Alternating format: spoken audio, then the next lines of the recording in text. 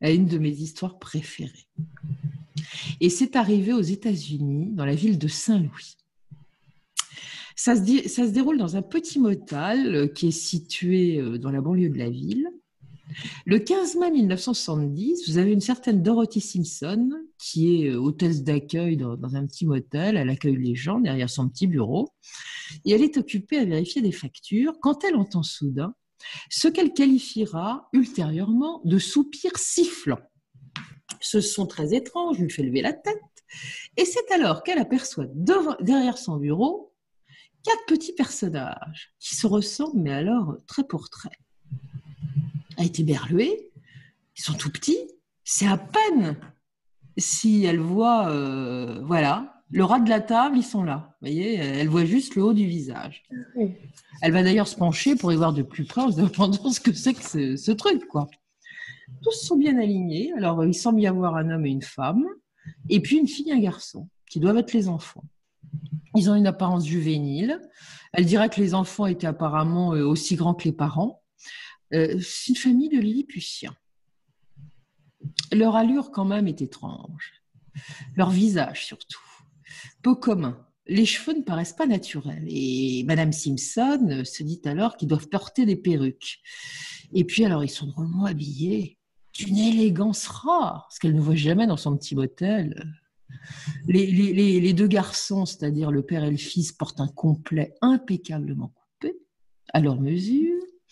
Et les 2 filles portent des robes en mousseline de couleur pastel, très exactement de couleur pêche. Et c'est tellement bien coupé qu'on dirait que ce sont des robes de grand couturier. Donc elle n'en croit pas ses yeux, parce qu'elle ne reçoit pas souvent des clients qui ont cette allure et qui en plus sont sapés de cette façon-là. Oui. Et d'une voix au perché, elle entend l'homme lui dire d'une seule traite « Avez-vous une chambre ? Avez-vous une chambre ?» Et à chaque fois qu'il va s'exprimer, il parlera en double. Hein. Et Madame Simpson lui répond « Bien sûr », elle l'informe des prix. Et elle s'aperçoit que le petit bonhomme ne comprend absolument rien de ce qu'elle lui raconte. Alors il se retourne vers sa femme. Il n'y a pas d'échange verbal entre eux, ça va être complètement muet. Elle restera d'ailleurs toujours mutique, son épouse, sans la moindre réaction. Il va y avoir un silence embarrassant. Et d'un seul coup, la personne, la femme, va voir l'homme sortir de sa poche une énorme liasse de billets. Mais alors des gros dollars, c'est des grosses coupures, c'est pas les billets de 1 ou 10 dollars. Hein. C'est carrément des grosses coupures de dollars. Et alors, ils ont l'air flambant neufs. Je me dis, qu'est-ce que c'est que cette histoire-là ? Ça sent le faux billet à plein pif. Donc, qu'est-ce qu'elle va faire ? Elle a un détecteur de faux billets sous le bureau. Elle va en profiter le temps qu'elle leur dit 2-3 mots pour vérifier si le billet de 20 dollars qu'elle vient d'extraire, elle a pris dans la liasse 20 dollars, puisque le monsieur ne comprenait pas ce qu'on lui racontait, pour voir si c'est vrai. Et il est vrai. C'est tout ce qu'il y a de plus vrai. Bon, alors elle se dit, je vais les enregistrer. Donc, elle enregistre ça sur un registre et elle leur demande d'écrire sur le registre leurs identités. Le seul problème, c'est qu'ils sont tellement petits, ils ne peuvent pas. Donc, elle va demander à ce qu'on lui explique quels sont les noms, prénoms, adresses et tout le bazar. Alors finalement, c'est la dame, c'est le monsieur qui va d'abord décliner son identité. Il va dire qu'il s'appelle A.Bell. Elle va lui demander d'où il vient. Et là, immédiatement, le petit bonhomme fait ça et il montre le ciel. Il dit « Nous venons de là-haut, nous venons de là-haut ». Et aussitôt, sa femme lui retire le bras du haut et lui continue à vouloir pointer son doigt vers le plafond. Et la femme reprend le truc et elle lui dit « Nous venons de l'Indiana ». Et elle donne une adresse. Bon, Madame Simpson n'est pas déçue du voyage. Elle va donc écrire tout ce qu'on lui a donné comme renseignement et elle va demander à ce qu'on signe comme c'est la règle. Et il n'y a pas de stylo, l'homme n'a pas de stylo, le petit bonhomme n'a pas de stylo. Donc elle va lui en prêter un et il regarde le stylo et visiblement il n'a jamais vu ça de sa vie. Il est bien embarrassé, donc elle lui explique qu'il faut qu'il signe. Donc il prend le stylo comme il peut. Et il va faire un truc, il va signer, mais enfin, c'est très particulier, quoi. Enfin, visiblement, il n'a jamais écrit de sa vie. Et elle regarde à ce moment-là, comme il est penché sur sa table, certainement en faisant les pointes de l'autre côté pour signer, elle regarde de plus près. et elle donnera des précisions sur son visage. Parce que j'en parlerai ultérieurement. Et ça, comme sa femme, la petite Lilliputienne, doit s'apercevoir qu'il y a quelque chose que l'hôtesse regarde, elle va faire diversion, elle va demander si dans ce motel, il y a une salle de restaurant où on peut déjeuner. Donc, pas de souci, Madame Simpson va leur indiquer qu'à côté du motel, s'ils prennent à tel endroit, ils vont trouver le restaurant en question et ils vont aller donc se sustenter. Madame Simpson se dit, mais qu'est-ce que c'est que ces drôles de zozo? Elle va donc avertir le directeur du motel pour expliquer qu'elle vient de tomber sur 4 zozos à qui elle vient de louer une chambre, qui sont quand même un peu particuliers, aussi bien dans l'aspect que dans le comportement. Et le patron lui dit, écoutez, vérifiez l'adresse et le nom qu'ils vous ont donné dans l'Indiana. Et là, il n'y a rien. On ne retrouve pas la trace de cette famille.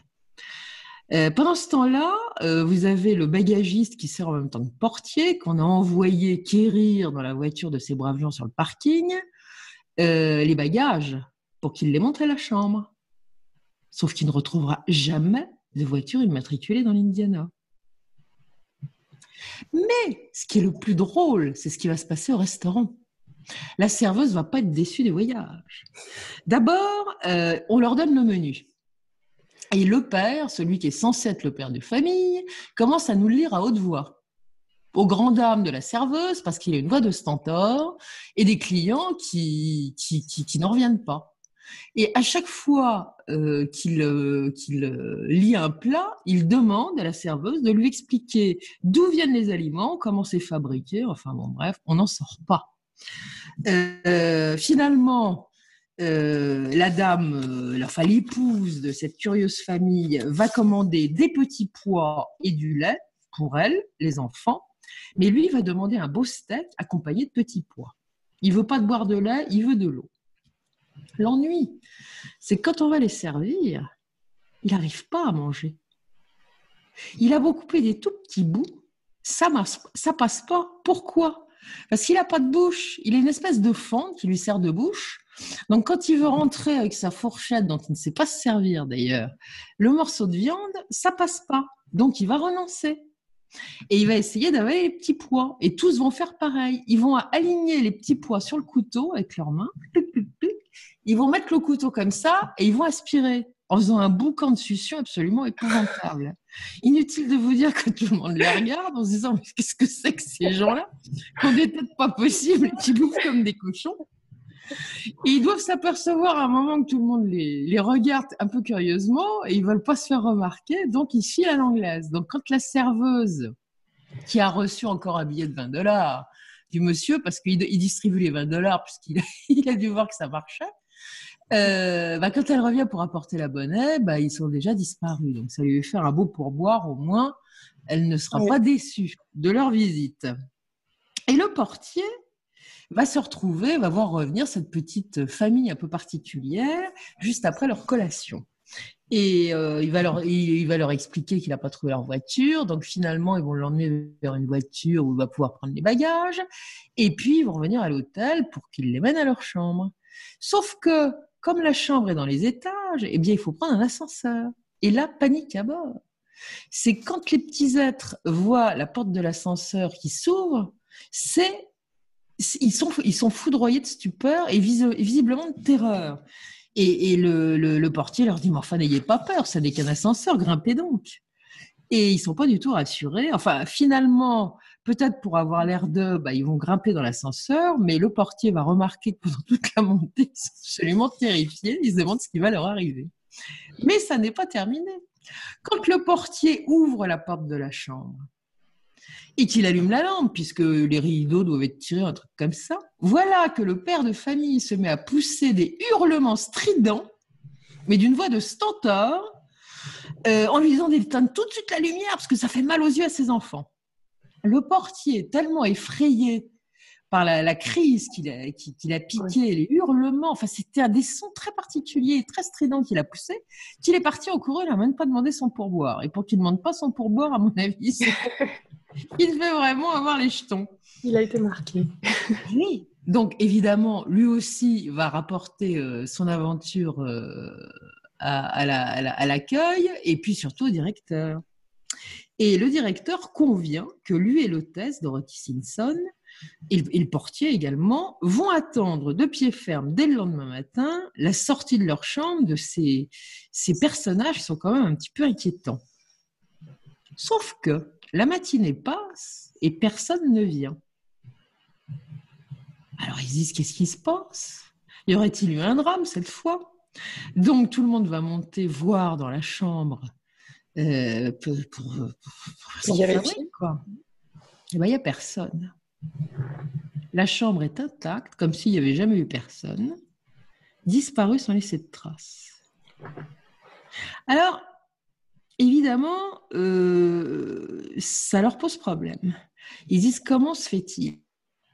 Parce que ils vont découvrir que la porte la nuit du motel est fermée, la porte d'entrée pour rentrer dans le motel, et il y a une alarme. Or, quand ils sont arrivés le matin tôt pour voir le motel, la porte n'était pas ouverte, elle était toujours verrouillée à clé comme ils l'avaient fait la veille, et l'alarme ne s'était pas déclenchée. Donc, ils n'y comprennent rien. Donc, ils vont aller faire vérifier l'alarme pour voir si elle n'a pas un souci. Or, cette alarme, une fois vérifiée, fonctionne très bien. Donc, ils se disent, il y a quelque chose qui ne va pas. Et ils vont, d'instinct, contacter une association ufologique qui s'appelle UFO Study Group of Greater St. Louis, et ils vont expliquer ce qui leur est arrivé. Et il y a un enquêteur qui s'appelle John Schroeder, qui va venir enquêter sur les lieux. Il va interroger minutieusement tous les employés de l'hôtel qui l'ont vu, il y en a 5 en tout, et il va obtenir une description parfaite. Donc, ces petits personnages avaient une tête plus large que la normale à la hauteur des yeux. Par contre, le bas du visage était très pointu et très amacié au niveau du menton. Ça, on connaît un petit peu à quoi ça ressemble. Leurs yeux étaient assez grands, sombres, légèrement obliques. Le nez avait à peine une arête, c'était à peine marqué. Par contre, il y avait 2 grands trous, d'une sorte de fente en fait. Et la bouche n'était qu'une fente minuscule. La couleur de peau était assez pâle. Certains l'ont vu couleur perle, d'autres plus rose, virant au gris clair. Enfin bon, c'était dans les pastels. Et bon, on peut se poser la question, est-ce que les gris n'auraient pas essayé de se faire passer pour des humains? Un peu maladroitement, en se collant des perruques, des robes apprêtées qu'ils ont dû penser être des robes classiques et des costumes classiques. Bon, enfin, visiblement, ils n'avaient pas la capacité de se comporter comme des humains, et c'est peut-être pour ça qu'ils ont filé à l'anglaise. Mais je dois dire que c'est quand même assez original, ça, parce qu'il n'y a pas beaucoup des témoignages de cette nature-là.